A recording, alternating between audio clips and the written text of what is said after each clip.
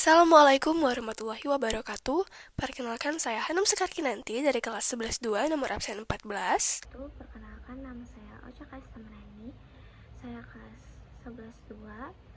Di sini kami akan membacakan sebuah cerita pendek dengan judul Sepotong Senja untuk Pacarku, karya Seno Gumira Aji Dharma. Jikalau bukan karena cinta yang mulia, musibah itu tiada datang. Sayang, orang perempuan itu gegabah, tiada mau rubah dia punya pendirian. Jawaban Alina, 2001. Sukap yang malang, senja yang kau kirimkan sudah kuterima. Kukira sama lengkap seperti ketika engkau memotongnya di langit yang kemerah-merahan itu.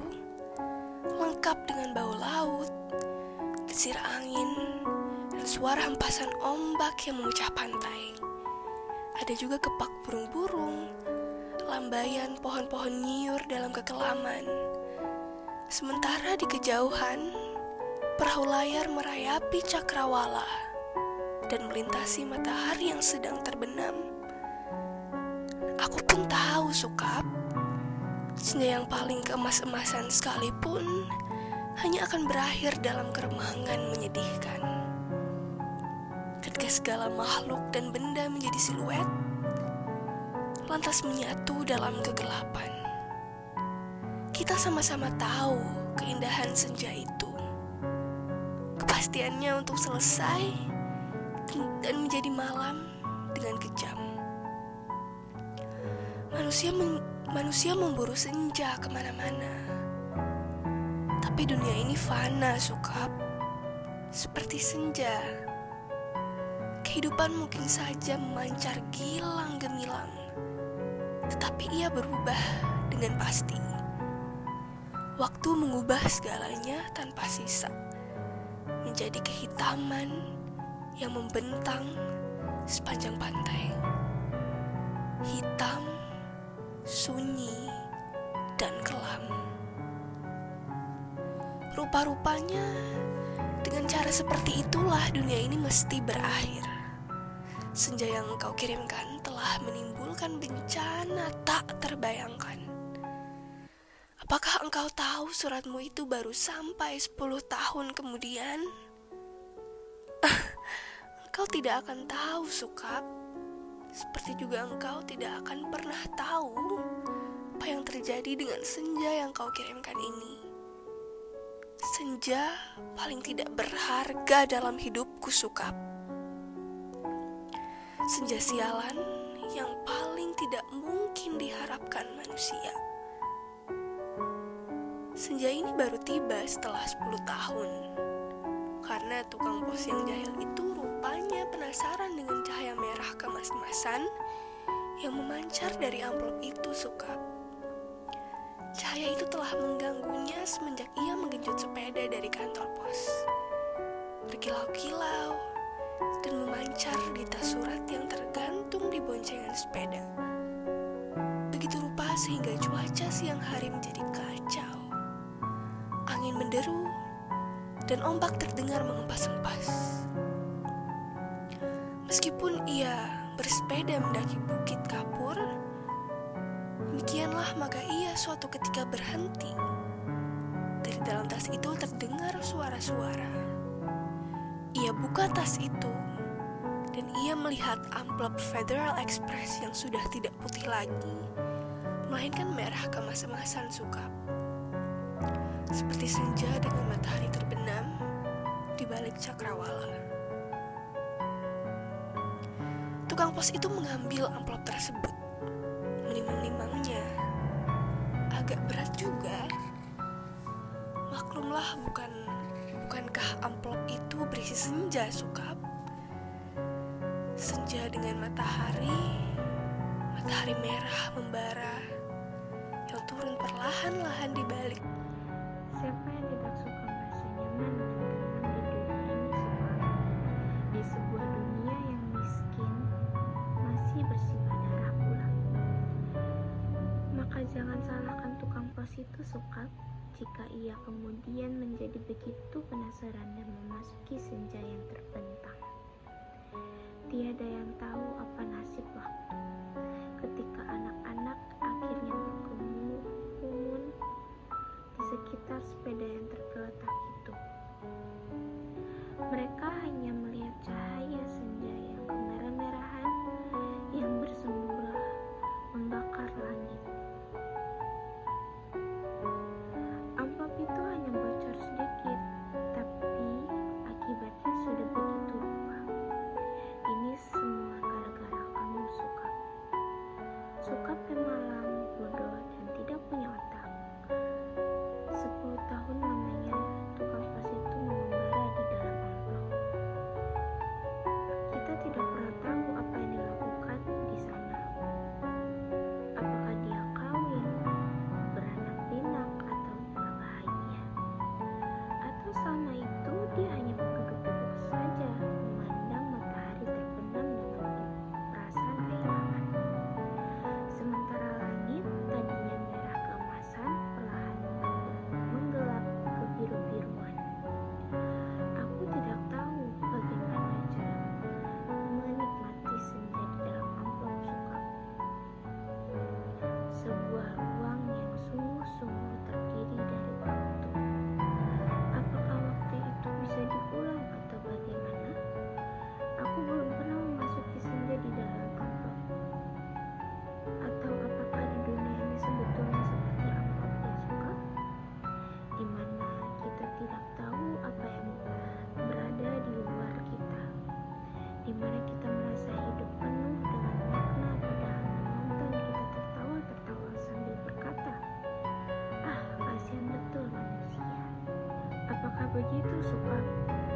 Kamu yang sudah berkhayal berkali-kali tahun tidak mau berkhayal. Aku tidak mau kira-kira meskipun usaha kira-kira itu canggihnya sehingga disebut ilmiah. Aku mau tahu sebenarnya apa yang menyaksikan kita sebagai tertawa-tawa. Kalau iya, apalah artinya hidup kita ini, Sukap? Tidakkah nasib manusia memang seperti ikan yang diternakan hanya untuk mengisi akuarium di ruang tamu seseorang yang barangkali juga tidak terlalu peduli kepada makna kehidupan ikan-ikan itu? Aku tidak pernah tahu, tidak ada seorang pun yang tahu apa yang dialami tukang pos itu di dalam amplop. Sampai ia keluar 10 tahun kemudian dengan wajah bahagia. Ia sudah 10 tahun menghilang di dalam amplop, tapi ia tidak tampak bertambah tua. Apakah waktu di dalam amplop tidak bergerak? Tepatnya, apakah senja di dalam amplop itu tidak berhubungan dengan waktu? Apakah tidak ada waktu di dalam amplop? Beda ekspresi itu. Apakah aku harus peduli dengan semua ini, Sukap? Apakah aku harus peduli? Kamu betul-betul mendapatkan aku, Sukap. Dasar laki-laki tidak tahu diri. Sukap yang malang, goblok, dan menyebalkan. Kamu tahu apa yang terjadi 10 tahun kemudian? Tukang pos itu tiba di depan rumah kami. Ya, rumah kami. Setelah 10 tahun banyak yang terjadi dong, Sukap. Misalnya bahwa aku kemudian kawin, beranak pinak, dan berbahagia. Jangan kaget. Dari dulu aku juga tidak mencintai kamu, Sukap. Dasar bego. Dikasih isyarat tidak mau mengerti. Sekali lagi aku tetap mencintai kamu. Kalau aku toh kelihatan baik selama ini padamu, terus terang aku katakan sekarang, sebetulnya aku cuma kasihan. Terus terang aku kasihan sama kamu, Sukap. Mencintai begitu rupa tapi tidak tahu yang kamu cintai sebetulnya tidak mencintai kamu. Makanya jangan terlalu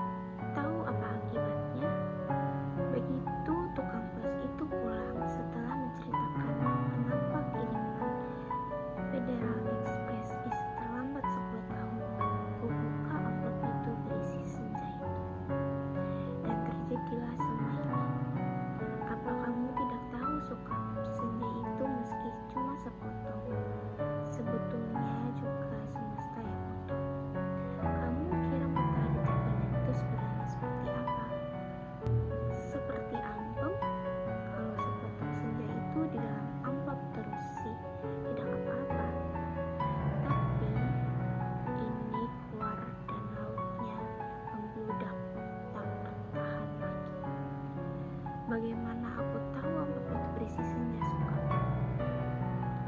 Aku bukan berkhayal seperti kamu. Hidupku penuh dengan perhitungan yang matang. Aku betul-betul untung rugi setiap perbuatan, terutama pada untung ruginya untuk diriku sendiri. Betapa pentingnya hidupku selama demi semua suami dan anak-anak. Pura-puranya aku tidak juga perempuan yang setia.